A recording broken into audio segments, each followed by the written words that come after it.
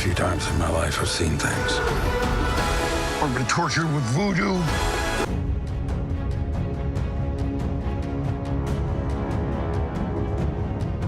Indiana Jones and the Dial of Destiny is an action-adventure movie. The cast consists of Harrison Ford replaying his role as Indiana Jones, then Phoebe Waller-Bridge, and Mads Mikkelsen.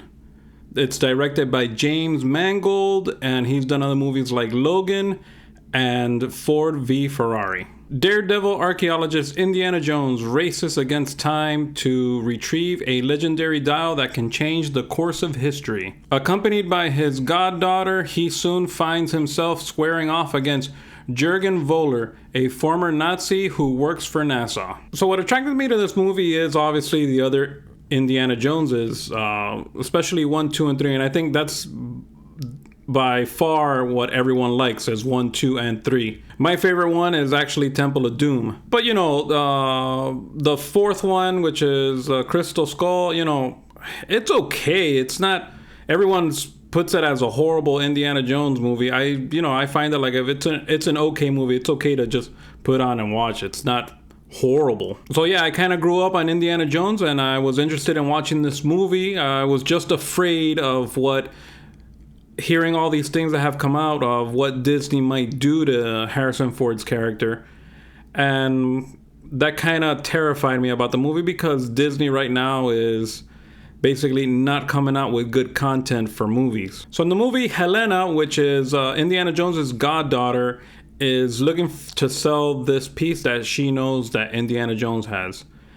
And basically, it's this dial, and this dial basically is one piece, so they have to go on a treasure hunt to basically build it back together. And what this does is basically can make time travel, is basically the gist of it. So you can imagine if you have a dial, it's not based on any type of things that you've seen from other movies. Hey, it's this machine, it's this, that. It's basically using mathematics so you could go back in time. So the plan here is that if the person who is portrayed as the villain, which is played by Mads Mikkelsen, gets this, he could go back in time and basically change the course of history in the world. You know, I thought Harrison Ford, for his age, which he's 80 years old right now, I thought he was okay.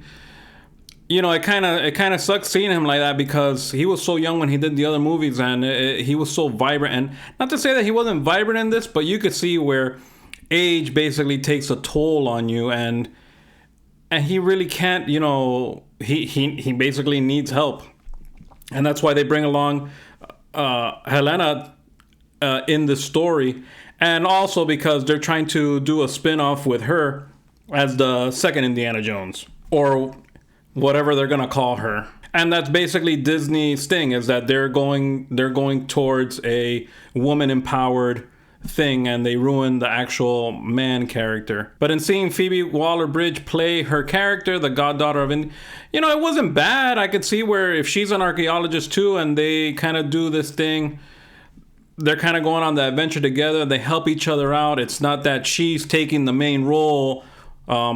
It's basically them going hand in hand, helping each other. And it wasn't bad. It wasn't as bad as I thought it was going to be. So one big thing about the movie is the CGI. And in the beginning of the movie, there's this 20-minute run, which is phenomenal. It's like basically, they call it like, it's like classic Indiana Jones. But when they reveal his face, you know, it's a de-aged Indiana Jones. And when they reveal his face initially, it looks fine. But then when he starts interacting with the people and talking, and then the face starts moving and making all these, you could tell that the CGI is not good. And it's bad because they spent a $295 million budget on this movie. And for the results they got on that CGI, on the de-aging, for me, personally, I didn't think it was that good. There was other parts or other chases, and obviously they have to make up things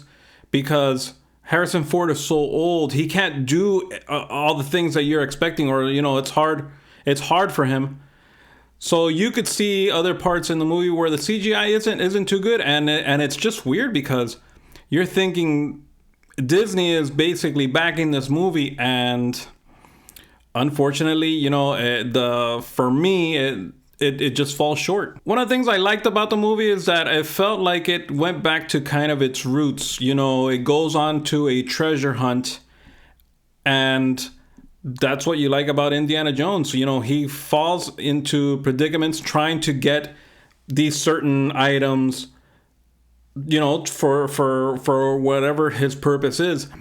And it was cool seeing him go through it, obviously, with different characters than he had. And the other thing, it had callbacks to other films. And I thought that was cool too. Now, one of the worst things, I already mentioned it, which was the CGI.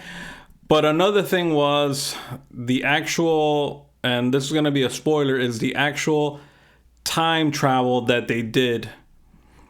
For me, I think that's what made the movie runtime run longer than it had to. I felt that they could have closed it off with the bad guys getting it, trying to do it, and then Indiana Jones trying to stop them.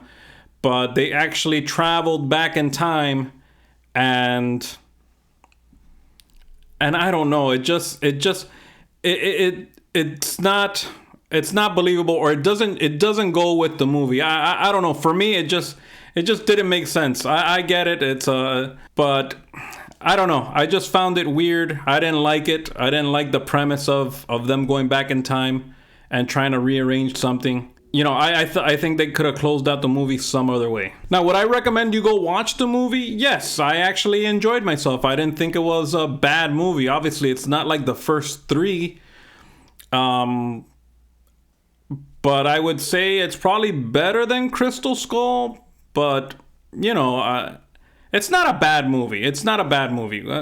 You know, should you go and pay top dollar to watch it? Maybe not. But I would definitely say check it out when you get a chance. You know, if it's streaming on Disney Plus or something, then yeah, and you got nothing to do, I'd say definitely check it out. And if you're an indie fan, definitely check it out. It's not as bad as it's portrayed to be out. I think everyone's saying that it's this woke thing, and yes, it has woke stuff, but it's not as bad as you would think. Well, guys, let me know what you guys think. If you guys went to go see the movie, you know, leave your comments below. Why don't you rate your Indiana Joneses, your favorite movies from 1 to 5? Don't forget to like, don't forget to subscribe, and thanks for watching, and God bless.